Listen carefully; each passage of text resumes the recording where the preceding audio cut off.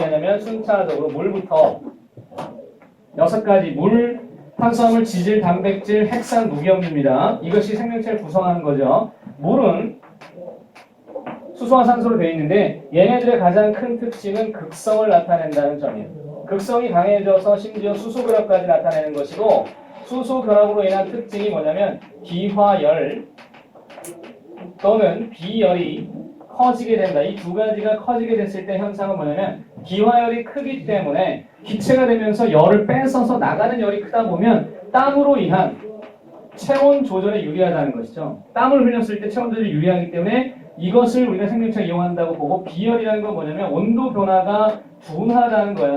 온도 변화가 비교적 둔화되어 있는 상태를 만들기 위해서 비열이 큰 물이 많은 거 아니겠느냐 또는 그렇기 때문에 더 유리하다라고 보고 극성이기 때문에 나타나는 특성을 하나 뭐가 있냐면 이것이 아주 훌륭한 용매로서 작용할 수 있다. 이 정도의 이야기를 사실 어디에도 낸 적은 없어요. 한 번도 나온 적은 없습니다. 물에 관해서는요. 근데 뭐 알아두세요. 그리고 생명체를 가장 많이 갖고 있는 게 물 아니니? 근데 얼마나 있어? 물이 비율이 얼마나 돼? 약 70%, 66% 정도 되잖아. 근데 그건 생명체마다 다르다. 그리고 사람도 애기냐 어른에 따라 다르다. 애기들은 물의 비율이 높아요. 그래가지고 걔네들이 젖살이 있다는 건 물이 좀 많은 상태. 그게 이제 뭐 60%대로부터 심지어 어떤 생명체는 95%가 물인 경우도 있죠. 뭐 쉽게 얘기해서 이거는 이제 수박. 수박도 생명체잖아요. 수박은 열매가 95%가 물이에요. 그래서 수박은 그게 물이에요? 맞지. 수박을 사다가 반을 자른 다음에 숟가락으로 버벅 긁어봐요. 버벅 긁으면 물밖에 안 나와요.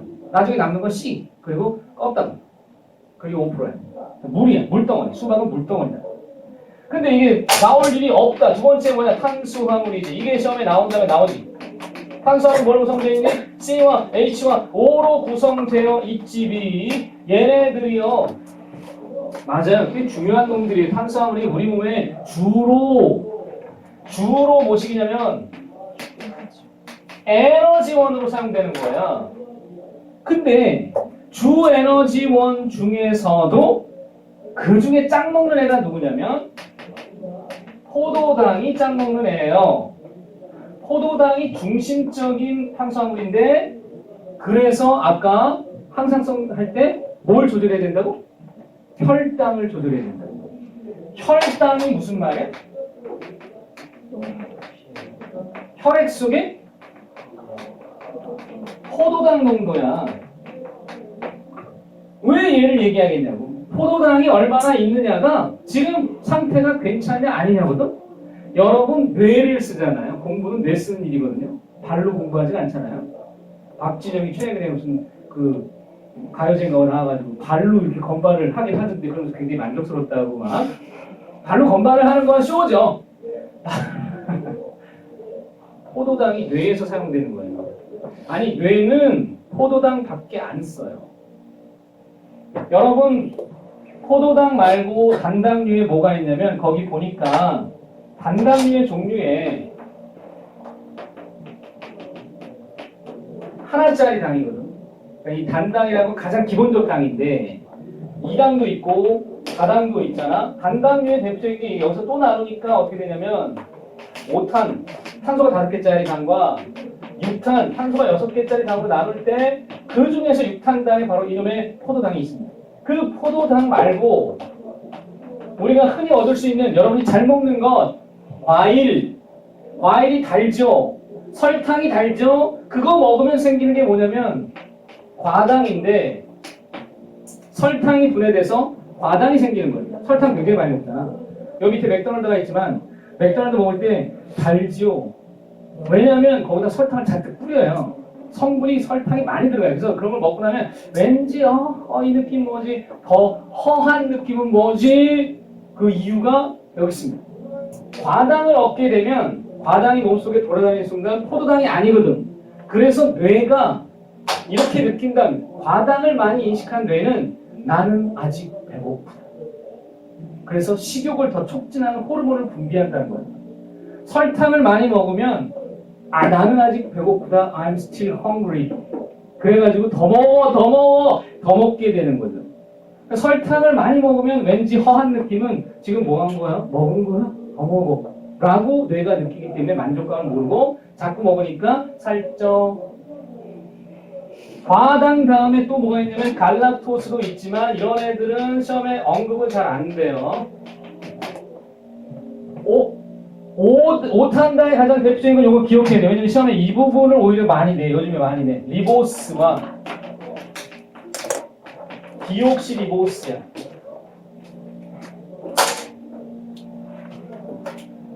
여러분 알다시피 요 리자가 RNA의 성분이고요. 요 D자가 DNA의 성분이죠. 핵산의 종류인 DNA와 RNA는 각각 당을 요당과 요당을 가지고 있다는 점입니다. 기억하시고 2당류에 뭐가 있냐면 포도당과 포도당으로 합쳐진 것 엿당이 있어요. 설탕이 있죠. 그 다음에 젖당이 있는데 참고로 엿당은 우리가 엿 먹을 때, 엿 먹어라 할 때 그게 포도당만 먹어라. 설탕은 아까 얘기했던 과일 속에 많은 거고 여러분이 잘 먹는 그 간식 속에 설탕이 잘 돼. 그 추러스 기가 막히죠. 추러스 그 트럭에서 파는 거 가지고 굉장히 맛있는 거 어떻게 하냐면 그 밀가루 같은 거 이렇게 해가지고 튀겨서 바로 설탕에 버무려가지고 먹어라. 그러면 먹으면서 맛은 느끼면 기름에다가 짭짤하고 약간의 튀김 맛에다가 이제 뭐가 들어가면 설탕이 들어가니까 굉장히 만족감을 느끼는데 잠시 지난 후 허한 느낌. 아 허하다. 좀 더 먹을까? 아니면 딴 걸 먹게 만들어. 젖당은 어디 들어있냐면 우유에 들어있죠. 젖에 들어있기 때문에 우유에 들어있는데 이 우유를 소화 못 시키는 경우는 뭐냐면 젖당 분해효소가 없기 때문에 젖당 분해가 없는 사람들은 우유를 먹으면 속이 불편해집니다. 설사를 일으키거나 가스가 차는 증상이 벌어지죠. 그런 사람들은 뭘 먹으면 우유를 먹었을 때 벌어진 현상이에요. 그걸 알아야 되는데 고등학생들 중에는 젖당 분해효소가 없는 애들은 별로 없어 보이지 상당히 많아. 어른들 중에는 3분의 2가 젖당 분해효소가 결핍, 젖당 불내증에 있어요. 그래서 어른들은 우유를 잘 안 먹죠. 불편하니까요. 만약에 아빠가 젖당 불내증인데 우유를 잔뜩 먹고 회사를 간 거야. 아침에 회의가 있는데 회의하다 말고 속이 부글부글한 거지. 그래가지고 방구를 뿡뿡 껴야 되고 이러면 얼마나 민폐니. 따라서 젖당 분해가 돼 있는 그 우유 뭐 그런 우유가 있지. 락토스 프리 우유. 남양인가에서 나와요. 나는 항상 이 우유를 삽니다. 왜냐면 우유를 그냥 우유를 먹으면 나도 불편하기 때문에. 그래서 이걸 먹어요. 그래서 나는 늘 얘기하지만 별다방 스타벅스는 소이 즉 두유를 넣은 라떼를 이제 중단하고 락토즈 프리 우유를 넣은 라떼를 시판할 것을 촉구한다. 왜 두유를 넣어서 텁텁하게 만드느냐? 내가 얼마나 그 라떼를 먹고 싶어하는지 아느냐? 부탁컨대 락토즈 프리 우유 이거 단가 얼마나 된다고? 비싼 건 얼마나 비싸니? 걔네들은 커피가 그렇게 높게 만들면서 그거 라떼 그거 하나 이거 두유 넣어가지고 마치 생색내듯 이거 드십시오. 이거를 먹고 떨어지라는 얘기야? 난 두유 싫다고. 텁텁해서. 거기다 바닐라 시럽을 때려 넣어봤자 이거 먹는 건데 내가 그걸로 만족할 것 같냐? 나는 갈락토스를 얻어도 좋으니 제발 락토즈 프리 우유를 넣어달라. 그게 훨씬 고소하다. 다다음에 뭐 있어? 녹말, 글리코젠, 셀룰로스가 있습니다만 여러분 이 녹말과 글리코젠은 한 끗 차이예요. 별 차이가 없어요. 근데 그림이 보이죠? 이 5탄당, 6탄당, 5탄당도 나중에 볼 기회가 있겠지만 특히 6탄당을 그림을 그리면 거기 나와 있는 것처럼 이렇게 육각 구조로 시험에 나요. 그리고 엿당을 만약에 그림을 그리라고 하면 엿당의 그림은 이렇게 두 개가 연결된 구조로 나올 것입니다. 이것을 우리는 모식도라고 해요. 이 모식도가 사실 시험에 나왔을 때 뭔지 알아내야 하는 것이고요. 글리코젠이나 녹말 같은 경우는 어떻게 그리냐면 그림처럼 이걸 그냥 육각형인데 형식적으로 그냥 동그랗게 그릴게요. 다 그리기 어려우니까 이렇게 그려진다는 거예요. 많이 연결되어 있는 거거든요. 이런 구조를 가리켜서 우리가 이제 녹말 글리코젠의 형태로 볼 수가 있다는 것입니다. 근데 구조가 비슷해요. 근데 셀룰로스마저 비슷한데 셀룰로스는 무슨 차이가 있냐면 연결 방식에 있어서의 차이지 성분이 포도당인 게 맞아요. 셀룰로스도 포도당인데 우리 몸에는 셀룰로스 분해 효소인 얘 분해 효소가 뭐냐면 셀룰레이스인데 셀룰레이스라고 하는 효소, 이 분해 효소가 우리 몸속에 없습니다. 그래서 셀룰로스는 먹어봤자 소화가 안 되죠. 근데 여러분이 알아야 될 것은 셀룰레이스로 구성된 게 굉장히 많아서 종이도 셀룰레이스고 기타 식물의 상당 부분이 셀룰로스이기 때문에 이것을 분해하면 포도당을 얻을 수는 있어요. 근데 초식 동물마저도 얘를 분해하는 효소가 없다. 위에서 그러니까 소 같은 경우에 셀룰레이스가 없지만 위에 있는 세균이 그것을 분해할 수 있는 효소를 가지고 있기 때문에 위를 크게 만들어서 거기서 머물게 하는 거야. 그래서 심지어 다시 씹어가지고 내려보내면 위에서 또 머물게 하는 그 과정을 거치는 게 소. 그때 소를 무슨 동물이라고 하냐면 반추동물이라고 한다. 되새김을 한다. 이 반추라고 하는 것이 공부의 기본 원리라고도 볼 수 있어요. 되새겨 보는 거.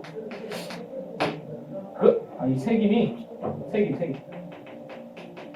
오해하면 안 돼. 이게 그럼 공부할 때 이렇게 아니 다시 떠올려 보라는 거지. 음미하라는 얘기야. 음미가 되새기는 거야. 그걸 잘하면 돼요. 소를 닮아갑시다. 어떻게 생겼냐면은 지방 또는 지질이라고 하면 되죠. 리피드입니다. fat and oil이라고 해도 되고 리피드라고 해도 되고요. 이게 역시 마찬가지로 CHO로 되어 있는데 참고로 여러분, 자, 이 탄수화물이 그람당 열량이 얼마냐면 4kcal였습니다. 4kcal 반면 얘네들은 그람당 열량이 얼마냐면 9kcal가 나오는데 이것은 왜 그러냐면 분자 구조상 에너지가 더 많이 들어갈 수 있는 구조로 생겼기 때문이에요. 이 지질의 종류를 우리가 나눌 때에 세 가지로 보면은 하나가 중성지방이 있죠. 중성지방은 주로 살입니다. 살쪄 할 때 그 살이고 인지질이 있죠. 인지질이라고 하는 것은 세포막의 주성분이에요. 세포막의 주성분인 이 인지질이 어떻게 생겼냐면은 중성지방과 아주 비슷한데 중성지방을 먼저 그려볼까요? 중성지방은 이렇게 모식도를 그릴 수가 있어요. 요 대가리 부위가 친수성의 글리세롤이고 그 다음에 요 나머지 파트가 여기가 지방산인데 이 지방산에 에너지가 저장돼요. 지방산이 굉장히 많은 탄소 화합물 결합이 형성되면서 여기에 에너지가 저장되어 있기 때문에 에너지 값이 더 크게 나타난다. 근데 이러한 지질이 중성지방이 인지되는 과정에서는 딱 요 대가리 부위가 인을 하나 포함하면서 전체적으로 이 중성을 띠게 되고 수용성을 띠게 되는 이 부분에다가 꼬리가 두 개로 바뀌어버린 겁니다. 그래서 얘를 모식도로 다시 그려보면 이렇게 그리기도 하죠. 이렇게. 여기에 인이 들어가는 거죠. 이 인산이 들어간 이 구조가 전체적으로 수용성을 나타내고 이 꼬랑지 부분이 지용성을 나타내다 보니까 양쪽성을 다 갖고 있죠. 이 양쪽성을 가지고 있는 물질을 우리가 계면활성이라고 해요. 수용성과 지용성을 모두 가지고 있는 것. 그 계면활성을 가지고 있는 물질들이 우리 세포에서 굉장히 많이 필요한 겁니다. 그 대표적인 놈이 바로 인지질이에요. 그 인지질은 세포의 주성분이 되고 그것들이 아주 훌륭한 역할을 한다는 거야. 그 다음에 세 번째가 뭐냐면 스테로이드인데 자, 스테로이드 그림을 그렸을 때 이렇게 그려요. 육각, 오각, 기본 골격이에요. 이 기본 골격에 얘네들 딱 보세요. 이렇게 고리 모양의 구조를 취했을 때 얘가 지용성일까요? 아니면 수용성일까요? 엄청 지용성이다. 수용성이 얘가 없잖아요. 이미 지질인데요. 지질 중에서 짱 먹는 지질이 얘라고 볼 수 있는데 여러분 지용성이 갖는 의미가 뭐냐면 세포막을 잘 통과한다는 겁니다. 세포막 자체가 관문인데 세포의 가장 바깥쪽에 있는 세포막을 통과해야 세포에 어떤 신호를 주거나 할 수 있는 거고 그런데 이 지용성은 세포막을 굉장히 잘 통과합니다. 그런데 이런 애들이 무엇을 형성하느냐 하고 봤을 때 스테로이드 성분 중에서 상당히 이게 중요한 물질인 콜레스테롤이라는 게 만들어지고 콜레스테롤에서부터 이 지용성 호르몬 같은 게 만들어질 수 있어요. 예를 들면 근데 이 지용성 호르몬의 가장 대표적인 애가 누가 있느냐? 이거는 이제 기억을 여기서부터 하자. 여기서부터 하자. 관심을 가져보자. 지형성 호르몬의 가장 대표적인 부신 겉질에서 나오는 애가 있어. 부신 겉질을 부신이 어딨냐고? 콩팥 위에. 콩팥은 어딨냐고? 열중샷. 열중샷 할 때 보통은 이제 팔이 요 허리 쪽에 가잖아. 근데 약간 위로 딱 여기 있어 여기 콩팥 있어. 그 콩팥이 두 개 있어 양쪽으로. 그 콩팥 위에 이쁘게 얹어진 게 부신인데 그 바깥쪽에서 뭐가 나오냐면 부신 겉질 호르몬이 대표적으로 코티솔. 코티솔을 다른 말로 당질, 코르티코이드라고 해. 근데 이 코르티코이드 계열이 전부 다 얘야. 코르티코이드라는 이름이 붙는 애들이 얘인데 이 지용성 호르몬의 코르티솔은 아주 중요한 역할을 하기 때문에 미리부터 땡겨서 얘기하는 거야. 그 애가 뭐 하냐면은 이런 걸 받고 들어봤나? 지방산, 여기 지방산 또는 아미노산을 지방산과 아미노산의 산자가 애시드, 실제 산이에요. 그 애를 뭘로 바꾸냐면 포도당으로 바꿉니다. 여러분, 혈당 중요하다고 그랬죠. 혈당이 굉장히 중요한데 세상에 글리코젠 같은 다당류로부터 포도당을 만들면 참 바람직하겠지만 지방산하고 아미노산을 포도당으로 바꾼다니 별로 바람직한 일이 아닙니다. 이게 에너지원이거든, 포도당이. 근데 그거를 여기서 끌어온다는 건 지금 급하다는 얘기예요. 뭔가 급해져 있다. 어느 상황이라고 볼 수 있냐면 이렇게 얘네들이 코르티솔이 여기에 작용해서 이렇게 바꾸게 되는 상황은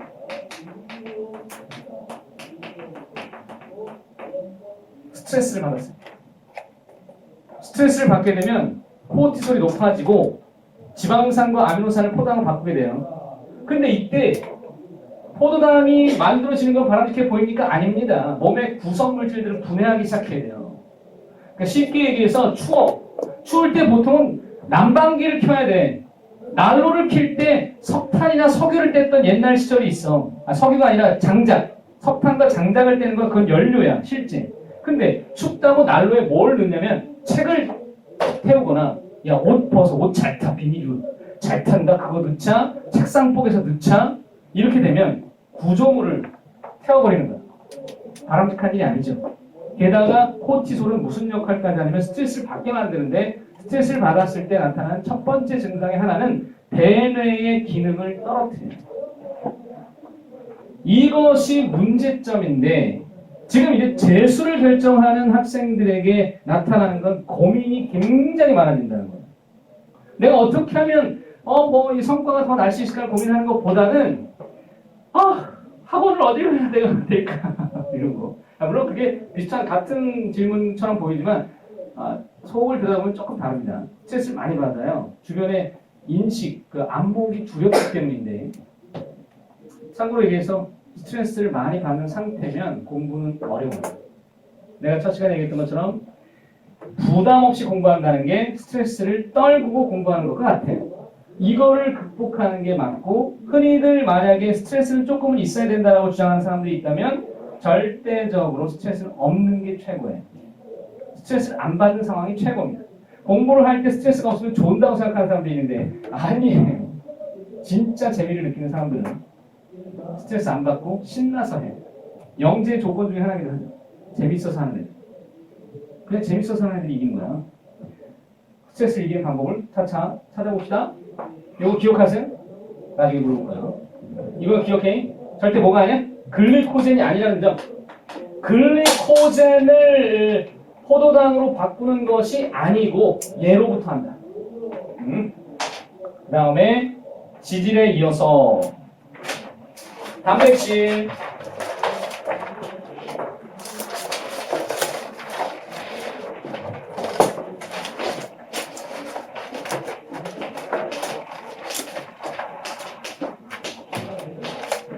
자, 이제 이 단백질이라는 놈이 기능이 굉장히 많죠. 이 기능이 굉장히 많은 애는 성분이 뭐냐면은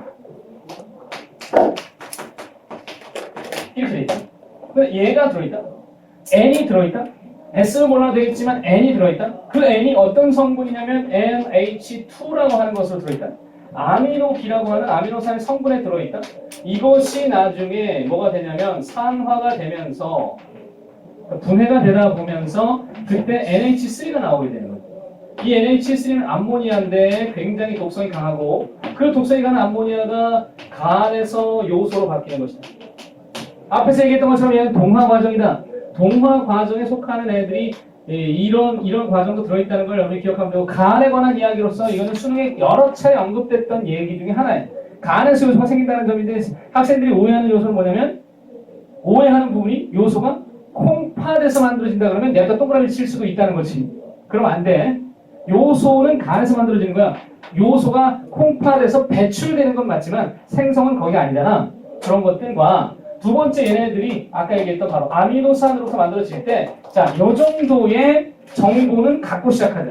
그게 뭐냐면 아미노산이 몇 가지가 있어? 단백질을 구성한 아미노산은 20가지가 있어. 그걸로 첫 번째 단계에서 단백질이 바로 만들어지는 게 아니라 얘가 돼요.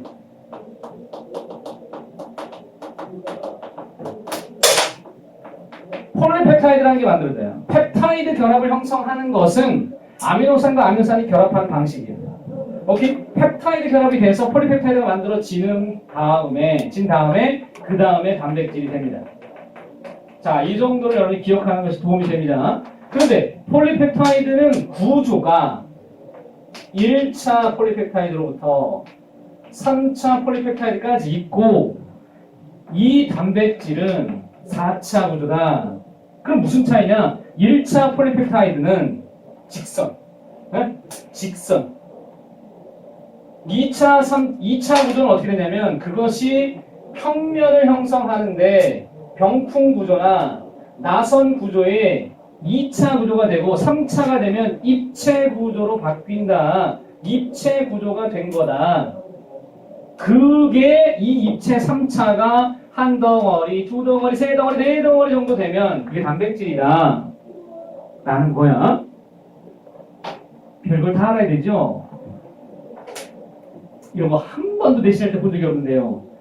그런데 여기서 우리는 이제 좀 더 고차원적인 얘기로 가기 위한 건데, 그게 이제 좀 수준이 있는 어떤 논술적인 주제나 아니면 적어도 리보솜에 관한 이야기를 할 때도 아미노산을 얘까지 만들어주는 것.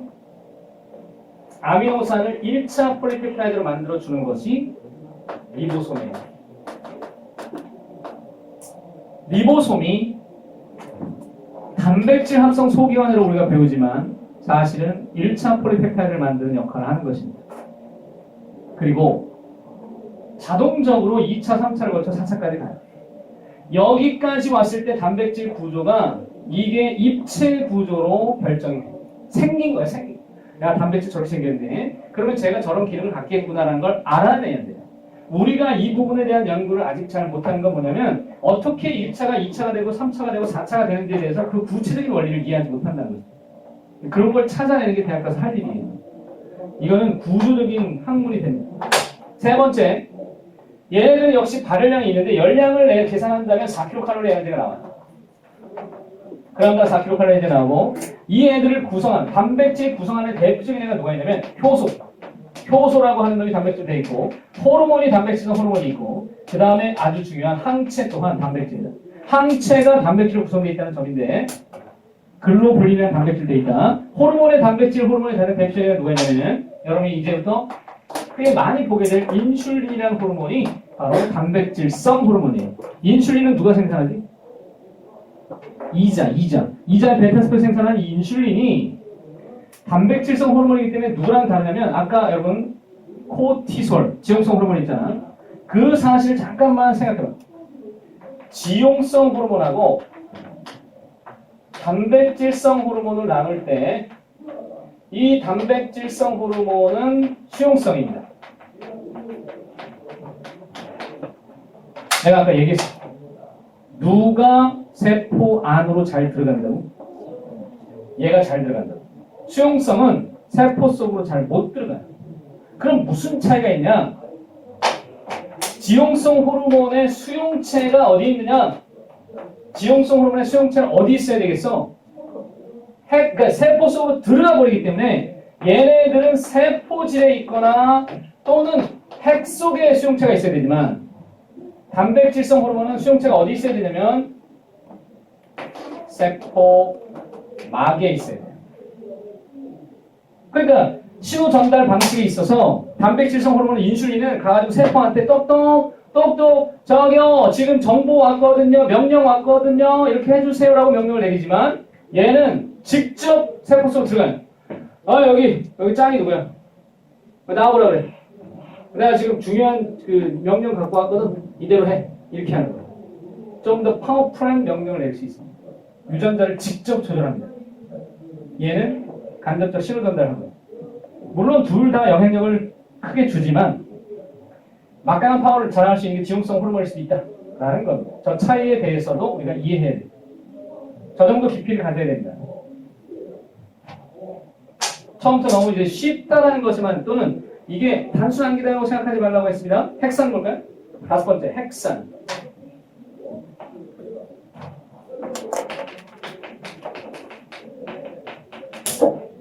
핵산은 얘기했던 바와 같이 영어로 nucleic acid의 줄임말이니까 NA가 반드시 들어가요. NA의 약자를 땄기 때문에 그래서 종류가 두 가지 디옥시리보스 뉴클릭 애시드 DNA와 리보스 뉴클릭 애시드 RNA가 있다는 것입니다. 근데 얘네들의 차이가 뭐냐면 DNA라는 거는 유전 정보를 저장하는 거야. 그리고 얘네들은 뭐 하는 거냐면 그 정보가 발현되도록 하는 거라서 정보를 전달하거나 조절하거나 등등등의 기능이 있어요. 등이라고 쓸 거 괜히 ETC 그랬네요. 미안해요. 순간 나도 쓰다 보니 그냥 그래. 또 ETC가 뭐냐고 질문할 것 같아. 등에 다양한 기능이 있어요.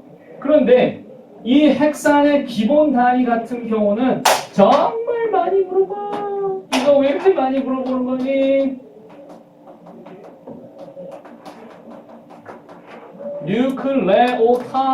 뉴클레오타이드는 염당인이 되죠. 염기당인산에서 요 당 종류 아까 얘기했네요. 당 종류는 뭐가 있다고요? 당다당당당당 오탄당인데 오탄당인데 뭐가 있다고? 리보스나 또는 디옥시리보스가 있다. 오케이 바리. 그리고 염기는 몇 종류가 있냐면은 이게 이렇게 나니까 RNA 성분 DNA 성분과 RNA 성분이 좀 달라요. DNA는 아데닌, 구아닌, 시토신, 티민이 있고 RNA는 아데닌, 구아닌, 시토신, 유라실이 있어서 요게 달라요. 요게 T와 U가 달라요. 그런데 T와 U만 다르고 나머지 똑같다고 하더라도 리보스가 달라서 DNA의 뉴클레오타이드하고 RNA 뉴클레오타이드는 구별이 될 수 있어요. 다시 한번 잘 봐. 인산은 그냥 한 종류야. 그냥 PO4-3-의 한 종류고 기본 단위가 뉴클레오타이드야. 아미노산은 단백질의 기본 단위야. 그지? 그럼 여기서 질문이 이거잖아. 뉴클레오타이드의 종류는 몇 가지냐? 라고 물으면 총 을까지라고 얘기해요. 네? 뉴클레오타이드의 종류는 총 8가지예요. 왜냐하면 리보스에다가 AGCU가 올 수 있고 디옥시리보스에다가 AGCT가 올 수 있으니까 뉴클레오타이드만 놓고 보면 8가지가 되는 거예요. DNA 따로, DNA 4가지 따로, RNA 4가지 따로. 근데 실제 염기의 종류는 총 몇 가지냐고 묻는다면 염기의 종류는 지금 몇 개예요? 5개죠. 왜요? 아데닌, 구아닌, 시토신, 티민 그리고 유라실까지 5가지가 되는 거죠. 뉴클레오타이드는 8가지 있고 염기는 5가지다. 당은 몇 가지예요? 2가지. 디옥시리보스나 리보스. 이게 핵산을 기본적으로 구성하는 단위인데 그림에 보니끼니 이렇게 그려졌네. 당다라당당 인산 염기, 이게 바로 뉴클레오타이드의 기본 골격이에요. 이 기본 모식도를 기억할 필요가 있죠. 시험에 이 그림이 나오니까요. 인산은 뭘 형성하는 거냐면 이 뉴클레오타이드들이 연결되는 소위 결합을 형성하는 것입니다. 아미노산과 아미노산 연결하는 건 뭐지? 펩타이드 결합이지. 뉴클레오타이드가 결합이 되는 건 누구 때문이냐고? 인산 결합 때문이야. 인산 결합 때문에. 그렇게 된다. 그리고 이제 6번째 무기염류를 보면은 무기염류는 할 얘기가 별로 없지요.